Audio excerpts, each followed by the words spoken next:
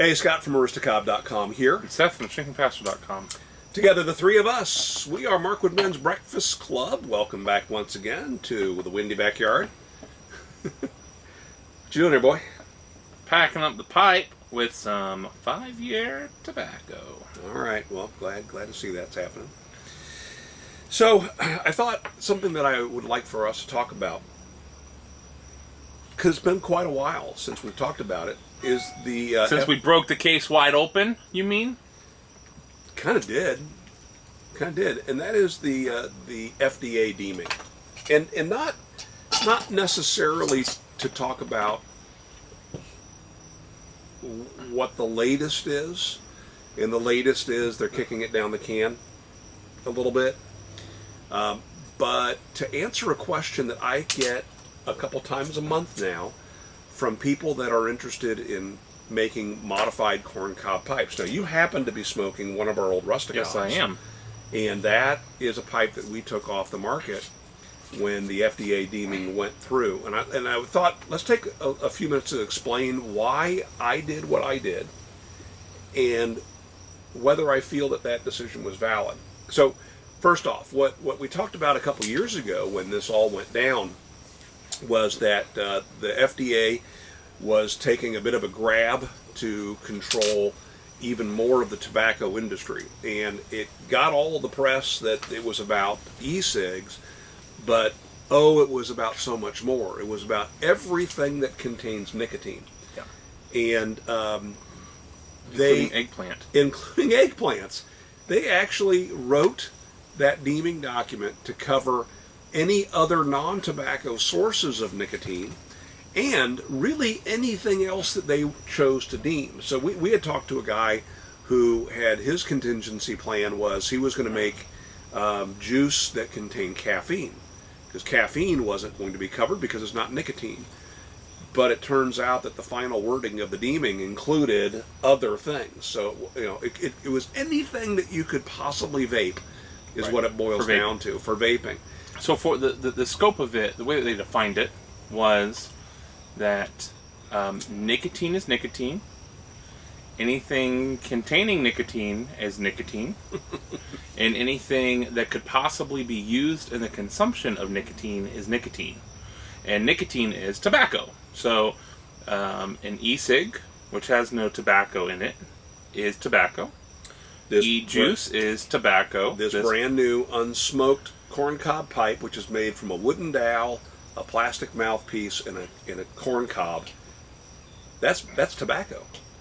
And a filter is tobacco. Now the pieces that aren't are things that are used as accessories that aren't part of the actual consuming of the tobacco. So a tamper or the screw would not be tobacco, because I'm not smoking through this, but anything a pipe found rack, within here is. A pipe rack's an accessory. Rolling papers. Rolling papers are not accessories. Rolling papers are tobacco components, therefore they are tobacco. Right.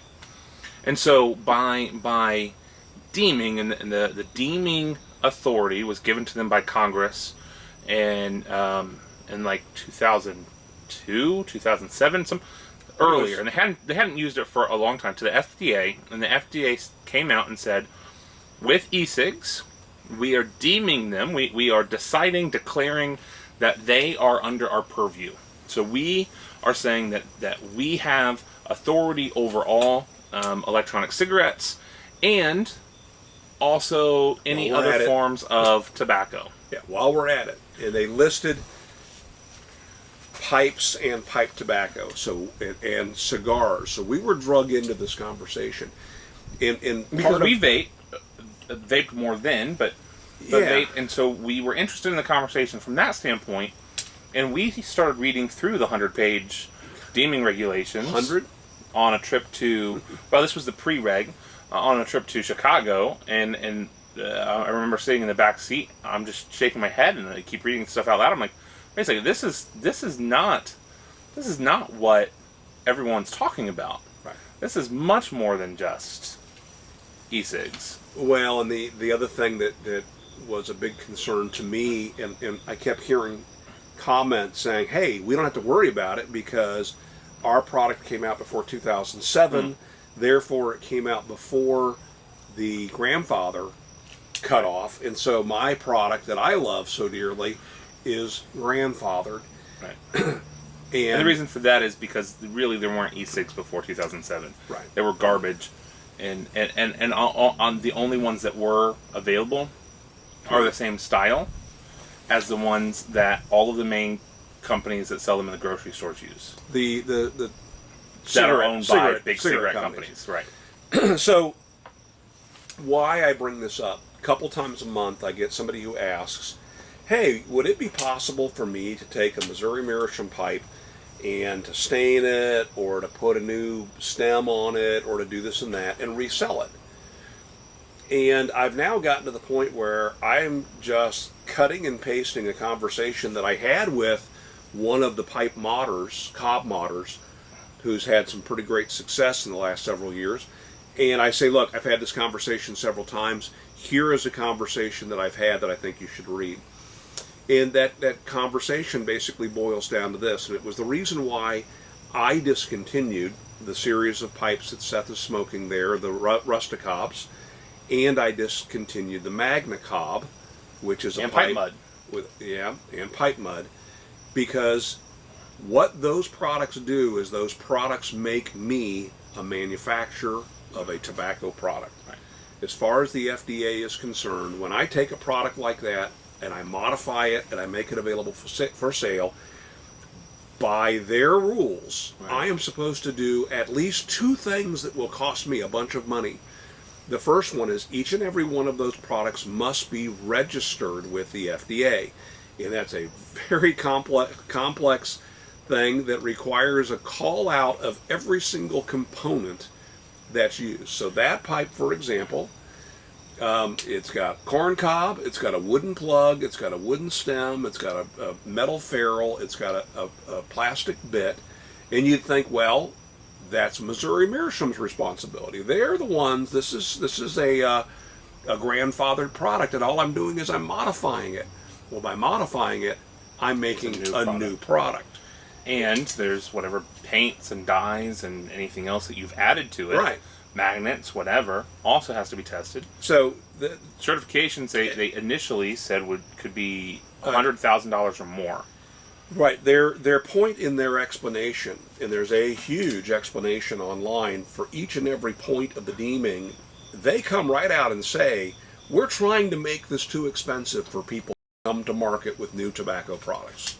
That is their goal. They're trying to make it punitive for people to come out with products for sale.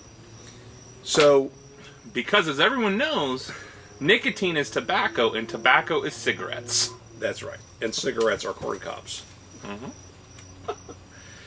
So, where do we stand now? Well, we do have the kicking down the road that just happened a few months back, where they've decided to put off for yet another year any real decisions, and part of it is a pretty good challenge that has come from the premium cigar industry, because they're saying if the point of this is to stop children from smoking and to limit or eliminate access of kids to smoke, kids are not going into cigar shops and spending $8 to $20 on a stick on a cigar.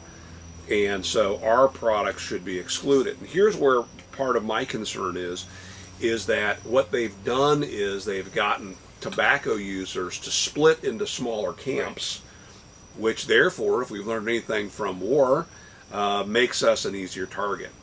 Yeah. And golly, pipe smokers are about 1% of tobacco users, and then what percentage of pipe smokers are cob smokers? I believe 104% are cob smokers.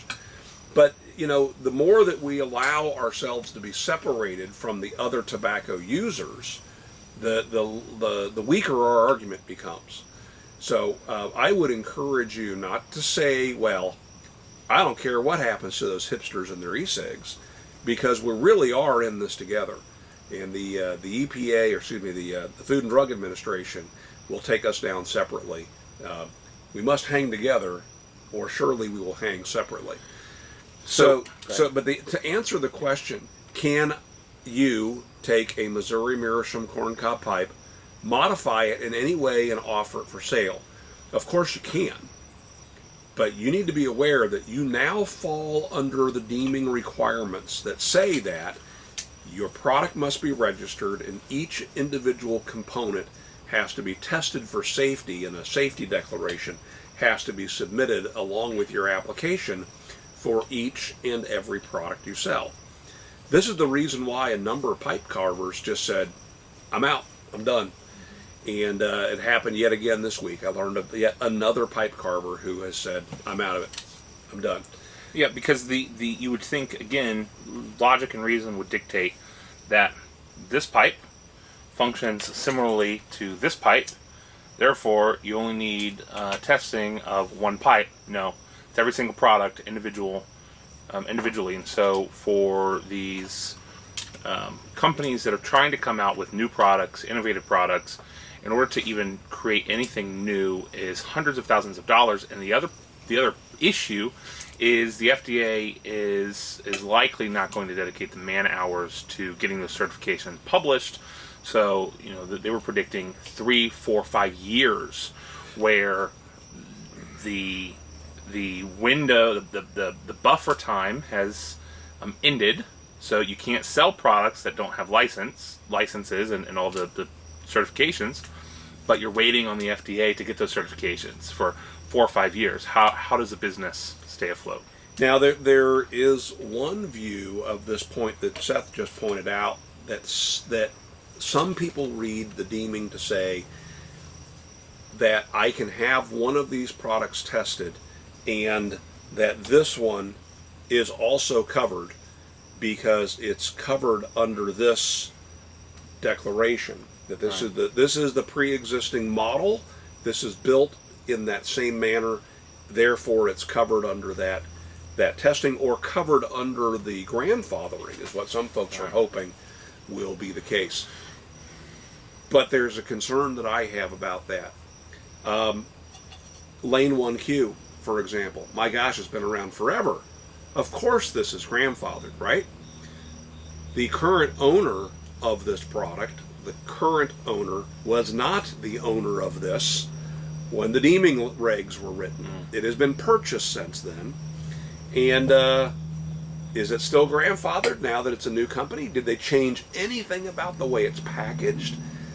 Yes, they have. They introduced a tin version of it. And does that need to be it's recertified? It's crazy. And so where we are right now, what I want to say about this is it's so ambiguous. And who wants to be caught up? You might make $20 on a corncob pipe that you mod, and you might be putting yourself in the future into the crosshairs. To me, it's not worth it. It's not worth that headache. So we step back. We are only selling the original, genuine Missouri Meerschaum corncob pipes. We're not modding them in any way. I've mentioned on a few occasions that I believe that we could begin offering the Magna Cob again, but I just haven't had the chance to get around to doing that. But that's a unique situation, and how we would deal with that. But I don't know. To me, it's very frustrating again to see yet another American losing a portion of their livelihood because of all this uncertainty.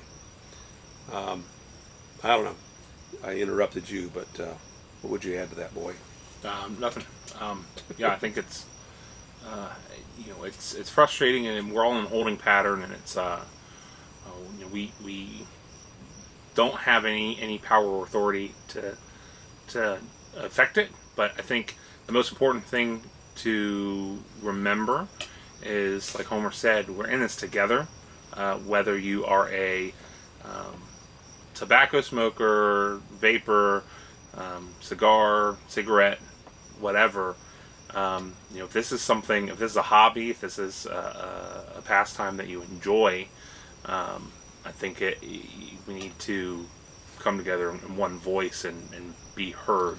Don't divide. Yeah, and don't ignore those articles about e-cigs Yes. thinking that doesn't apply to me, because yes, it does. It does. The FDA says it does, and so we need to be Yeah. paying attention. All right, what's the group? Both of us follow it. CASA. That's an organization that you can follow on Facebook. They also have a website. We'll link to that below. CASA. And these are folks that have been on top of this, especially from the e-cig side. Right.